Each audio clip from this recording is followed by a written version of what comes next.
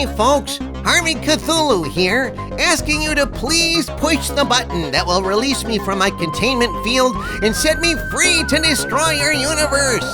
But if you won't do that, please hit the subscribe button and be sure to push the notification bell as well. And if you send a super thanks, please put Harvey sent me somewhere in the message so that Doomcock will be shamed into giving me the wampum. That greedy bastard, he hogs it all for himself. Okay guys, thanks for watching, and now on to the video. Greetings, my friends. I am Dictor Van Doomcock, the future ruler of Earth, broadcasting from my hidden base at the center of the Earth, and I am here today with a joyous and hilarious blast of happiness for all of you out there who are sick and tired of all the sick woke BS on Disney+. So, have you heard the good news, my friends? I certainly have, even though at Disney they're cringing like Chernobog from the church chimes pealing in Fantasia. Disney is now having a come home to Jesus moment, according to my deep cover Disney spies, because let me tell you folks, despite all the drag queen story time for kids, all the gay propaganda, all the nasty, ugly, stupid, boring crap they're shoveling at us in Star Wars, all the MCU feminist bullshit they throw up on us, despite all the extremist messaging meant to convert or recruit or groom our kids into complying with the new woke order that Disney is trying to create, in the end, do you know what the single biggest hit is on Disney+? Jesus Christ. Are you kidding, dude? They actually put a show about Jesus on Disney+? I would have thought that any Disney executives who even took a look at it would burst into flames. Maybe they did, Harvey Cthulhu, but they certainly will burst into flames when they see how this show is doing in the ratings. At this point, I must state that what I'm about to share with you is information provided by my Hollywood spies, but since I cannot personally confirm any of this, I'm providing it as unverified rumor, and I ask you to please take it with a grain of salt. Folks, it's unusual for me to celebrate good news for Disney, because Disney is a company that has become fundamentally hostile to the fundamental values of the United States and Western civilization as a whole. Seriously, these people hate traditional values, heterosexual relationships, the normal nuclear family with a mom and a dad. They hate the achievements of the great writers, artists, philosophers, and rulers of the past.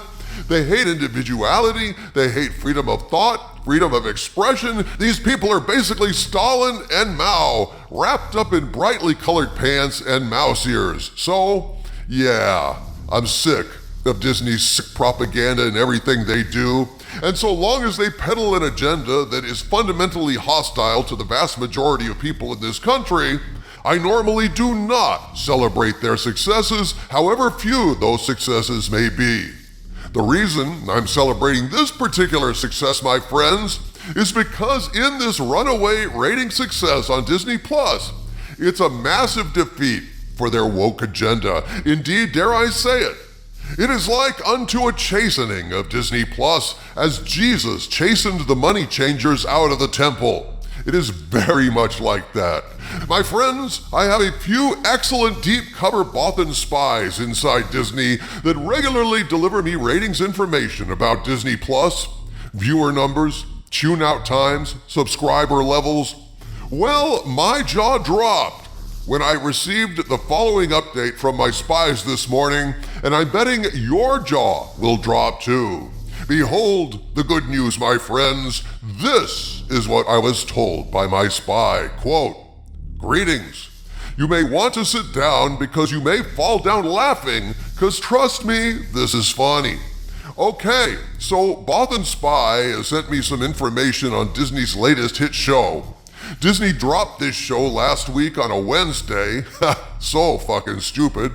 As of yesterday, it had already passed 25 million viewers, and the trend is up, and the tots are a respectable 85.3%. So what is this show, you ask? It's called The Chosen. And no, it's not the story of Anakin Skywalker. It's literally the story of Jesus, and I'm not making this up. So I looked into this, and there seems to be 3 seasons that Disney has, and there's more on Amazon and Netflix, but it gets better. Guess who made this? Angel Studio, the same people that made Sound of Freedom. This show is beating the crap out of everything else on Disney Plus at the moment, and I thought it would make you laugh, unquote. Indeed, my spy was correct, only I'm laughing with joy. This is quite a come down for Disney, who is trying to insert queerness into everything they can get their hands on, including the malleable minds of your kids when they're watching Disney Plus and you're not paying attention to what's going in their ears. Disney is now widely understood to be a subversive influence on kids in their audience, using entertainment to sneak messages about LGBTQIA MOUSE agenda items right into your kids' brains, right through the soft spot in their skulls, using their programs to further an extremist agenda, despite the fact that these propaganda pieces invariably lose money. Well, Jesus famously said, "Suffer the little children to come unto me." And thus, we actually have a wholesome and traditional message sandwiched in between Disney's Sodom and Gomorrah programming, and it is blowing the rest of their Disney Plus shows away. This is particularly gratifying, given that The Chosen is made by the same people who made The Sound of Freedom, a story about fighting child trafficking, a show that Disney Plus passed on since, a number of their own employees have been busted, shall we say, practicing despicable acts antithetical to the message contained within the aforementioned Sound of Freedom. Looks like Disney has accidentally allowed some decency on their sick little channel, and lol, it is showing Disney the way to profit, not indulging in extremist propaganda, but spreading a wholesome message. Someone should tell Walt's frozen head about this. Maybe it can stop spinning for a little bit. Indeed, Harvey Cthulhu. But I have a question I wish to pose. I ask the Disney stockholders and investors yet again, if Disney knows what actually sells, if Disney knows people want real Star Wars, real Marvel, real Indiana Jones, and actual wholesome family value entertainment, and Disney still refuses to provide that, choosing to prioritize the political views of the Disney board rather than profits for investors, then isn't Disney negligent? Isn't Disney practicing malpractice? Isn't Disney screwing over their investors? Isn't this a disgrace? And how long are investors going to tolerate flushing their profits down the woke toilet when the truth would set them free? The Chosen has chastened Disney. Now what are they going to do about it? From the center of the earth, this is Dictor Van Doomcock bidding you all, my friends, stay angry.